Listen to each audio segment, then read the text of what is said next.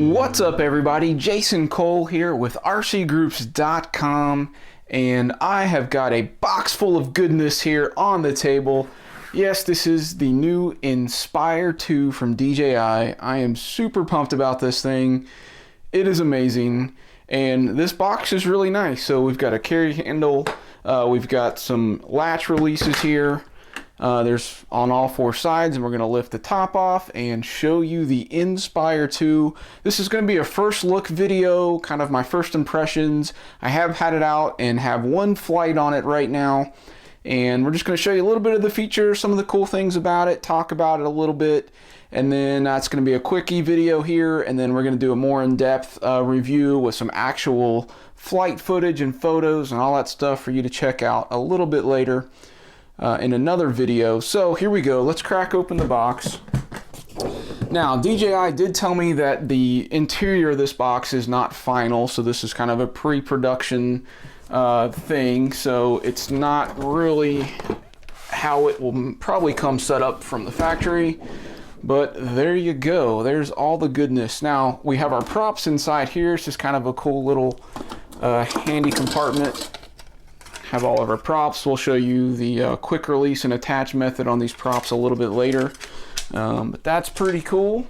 And here it is. So we've got space. We've got two sets of batteries because you do need to have two batteries to fly this. We'll show you that a little bit later. We've got our camera gimbal in here. We've got the dual operator setup on our transmitters. The actual units in travel mode sitting in the case right there. Now this thing I just love. This is really cool looking. It's kind of just a canister. You want to open it and see what's inside. Maybe a snake pops out or something, who knows. But it's actually the charger base, so you can click these top things out and you've got space to put all four of your batteries in, and it's got the LED lights for each battery, and it will charge two at a time. You can plug in the power adapter in the top there, lights come on, and it will charge a full set at a time. So it'll charge two, and then once they're done, it'll switch to the next two and charge those up. So it's really handy to be able to have at least, you know, two sets of batteries being able to be charged without having to swap anything out and just let it do its thing. So that is really cool. Love that charger. Now, let's take a look at the transmitter. It comes with the tablet mount. You can drop these little guys down just like the old Inspire mounts and put your phone inside. Really cool. We've got your antennas, the sticks, we've got the landing gear, up or down. Now it does have automated landing gear feature, so it'll automatically put the gear up after you take off, and it'll lower it as you're coming in for a landing. Pretty cool. We've got the power switch here. Now this does charge the tablet. You can set it to charge the tablet if you want. From the transmitter remote. We've got our little exposure dial here. We've got a pause button to get you out of your flight modes, a photo button. We've got the record button, the gimbal wheel. As a single operator with one transmitter, you can control the gimbal. And then if you hold the C1 button on the very back, we've got the C1 and C2 buttons. You can hold the C1 button and move the wheel, and that will actually pan the camera, so you can control tilt and pan as a single operator. We also have our mode switch. So we've got the P mode, sport mode, and ADI mode. All that's there. The transmitter feels great. Does charge via the side port here, which you guys are probably used to, and can charge at the same time as the batteries if you wanted. The power supply does get pretty hot when doing that, but on the back here we still have the HDMI out. We've got all our ports, USB outs, which we're going to use to connect to my iPad Mini 4. And we'll show you that all booted up a little bit later. We do have spots for both transmitters if you want them. Now I did get two sets of gimbals, so I have the X4S and the X5S. That originally had one of these boxes here and one here, but you can kind of tweak the case as you need. So I've put both transmitters in, but here's the second transmitter. So I've got it set up for dual operators, but we're just going to show you it as a single operator today for this video. And we've got the battery packs. Now these are very nice. Everything about this just feels pro level. It's professional quality. everything just locks in place. Everything you expect to see if you go rented a Red or RA camera or something from a rental house. It's got that same kind of feel to it. It's a high-end professional grade piece of equipment. So the batteries, you can see the charge status like normal. I've already charged these. Now it does have the pre-warmer built in. So I think you press and hold, if it's cold out, it'll kind of pre-warm the batteries to get them up to temp, so you can fly. It's a pretty nice feature, really cool. But it does take 2 of these packs to fly the bird, and they recommend that you keep them in pairs, so you'll want to number them or mark them somehow so you can keep them in sets, so you always charge in sets and fly in sets, and it's just better for the batteries that way, they say. So there's a couple of the packs. Now I'm going to pull out the Inspire 2 itself.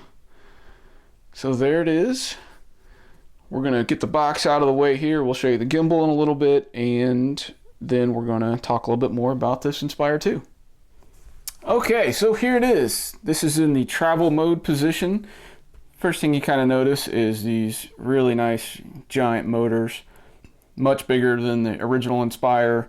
We've got our LED lights on the front, the landing gear. We've got this cool quick release for the props that I'll show you. But you're going to notice this part sticking out. It's very different. So these are our forward vision positioning sensors. And then we've got a stabilized FPV camera, which is really cool. Now on this camera, it is a low resolution, so it's more along the lines of the analog FPV video feeds that you may have seen. So it's not an HD image that's coming out of this going to your transmitter. But what I really like about it is that it does stabilize. So as the copter's flying, any little minor corrections it does, you're not seeing like you would with a fixed camera in the nose. So it's really nice. Now it doesn't stabilize every movement, so once you get past a certain point, the camera can no longer stabilize, and so it actually will roll. So you still get some of that connected feel to the aircraft.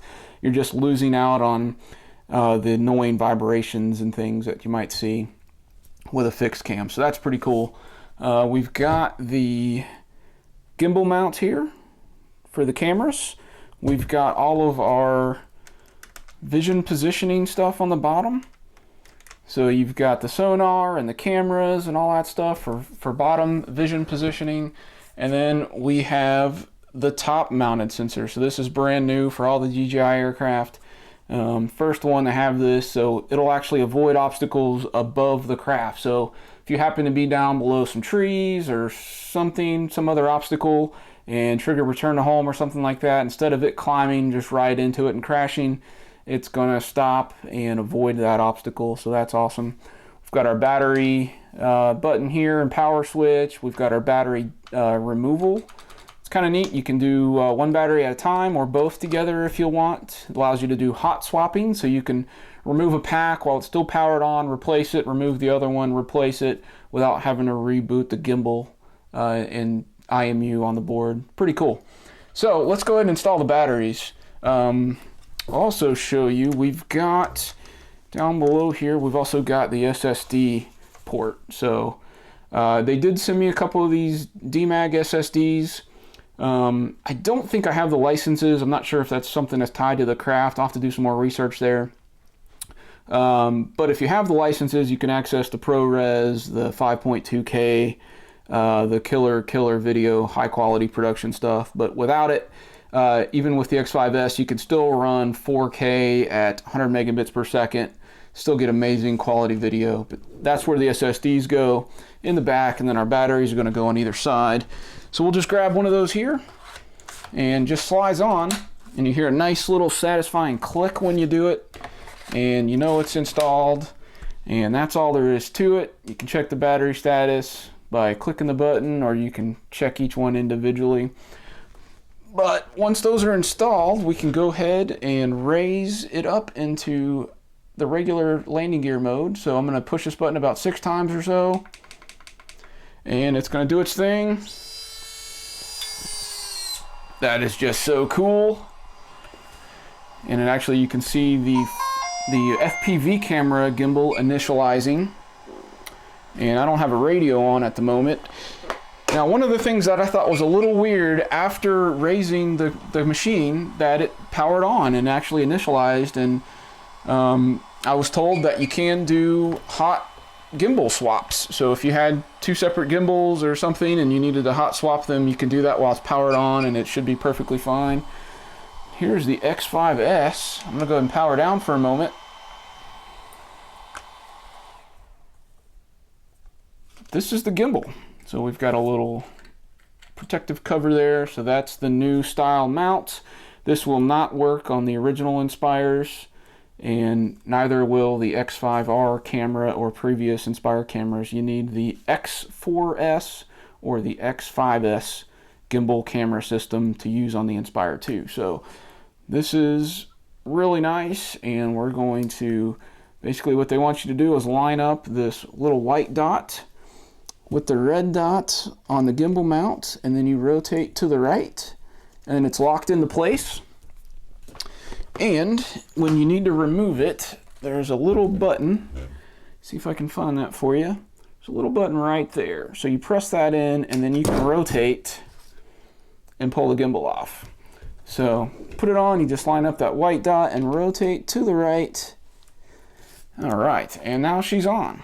Let me first show you the prop mechanism, and then we'll power this sucker on. So the props are designated with either red arrows or white arrows, and that, you know, tells you the direction.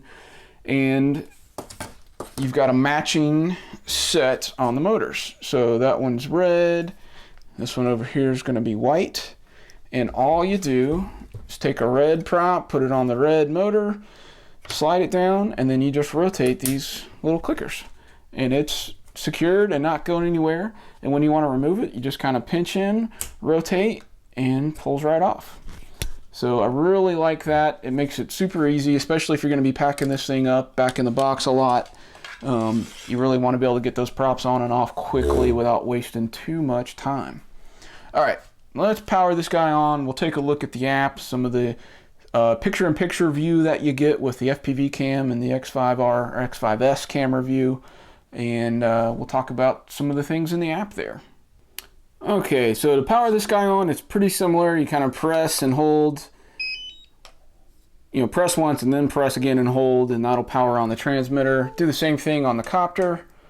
Press once and then press and hold. It'll kind of boot up, do its gimbal calibration. We'll get the cool doo-doo-doots here in a second. There it is, love that sound. All right, so now we're up and running, and I'm gonna go ahead and run the DJI Go 4 app. Now this is a non-public release version of this app right now, just for the Inspire reviewers. So things kind of are subject to change on this. It's not finalized, I'm sure. But there you go, we're up and running. And one of the big differences that you might not be used to with an older Inspire is tap to focus. So you have to touch the screen, there it goes, and we can focus. You can focus around different places. You know, you can see the depth of field is pretty cool. This is a really up close object. It's only a foot away or so, and we can focus on it. So that's one of the things you really need to watch out for when you're filming.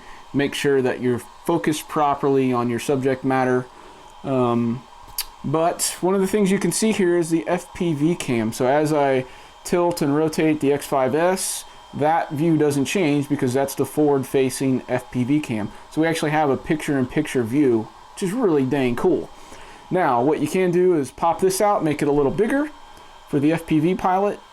If you want to do that, if you really want to focus on where you're flying and not so much on the main camera view, you can pop it back down. And if you want to make it a little bigger here, you do have some sizing options.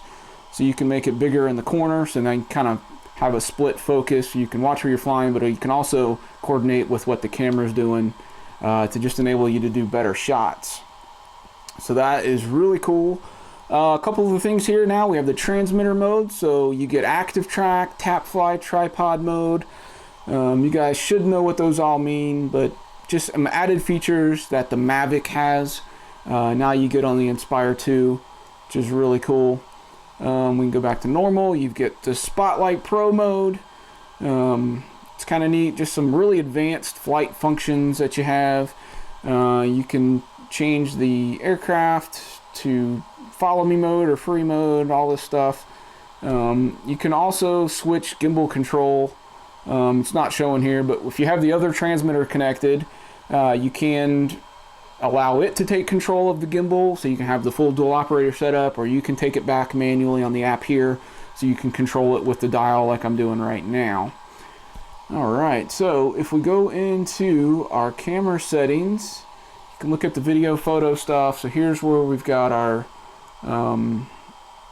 different camera settings. You can change the style. I believe there's some new styles included here on the color profile. So we've got all of these different ones. I have no idea what they all do yet, but we've got the true color, D-Cine-like, and then we've got this D-Log, which is familiar, but then we've got film A, B, C, D, E, and F, even G, H, and I. So there's a lot there. We'll have to play with those and see what all those modes look like. That's a lot to go through. Pretty cool, but if we go over to the video settings, I'm not sure if this was on the older Inspires or not, but I love that you have these different aspect ratios. So you can go 17:9 or 2.44 to 1. Depends on, there it goes, switching SD mode. So it depends on, you know, what you're filming, what the director wants, just what's required. You get these options, which is really nice. I don't think I can, yeah, I can switch to H.265 now, which is cool. We can go to 4K here. You can change all these parameters, MP4, MOV, white balance, NTSC PAL, you get all this stuff. I don't think I'm able to go to 5K yet. You can switch the SSD over to the 444QX. Yeah, I'm not sure how to get to 5K yet. I may not have the license and able to do that, so we won't worry about that. But that just shows you we're up and running. Real excited about this thing. And we're going to go out, I think tomorrow. Looks like we're going to have some decent weather. We're going to get this thing in the air, do some flight tests with it, do some filming with it, and then we'll come at you later with another video. But for right now, that's our first look of the DJI Inspire 2. You can find more information out on RCGroups.com.